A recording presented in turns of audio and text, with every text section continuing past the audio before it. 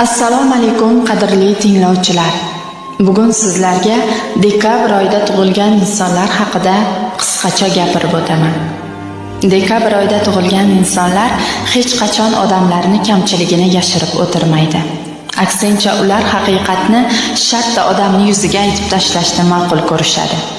Bu insonlar hayotdagi muammolariga juda tez yechim topadilar va atrofdagilar gaplariga kamdan kam hollarda quloq tutishadi.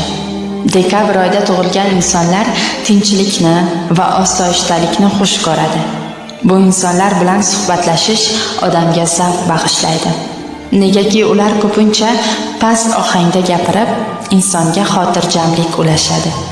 Ular raqobatga sabrli insonlar bo'lib, hayotni teran tushunib yetgan aqlli insonlardir. Shovqin suvronni unchalik yoqtirishmaydi.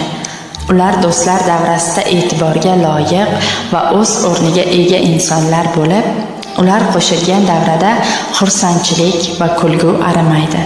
Dekabr oyida tug'ilgan insonlarga betoblik ham uncha yarashavermaydi. Negaki ular har qanday kasallikni tez yengib o'tish qobiliyatiga ega insonlardir. Odatda dekabrliklar quroli bu tabassumdir. Ularga doim kulib yurish yarashgan. Shuning bilan dekabrliklar fe'l-atvorini sizlarga tanishtirib o'tdim. Tinglaganingiz uchun tashakkur.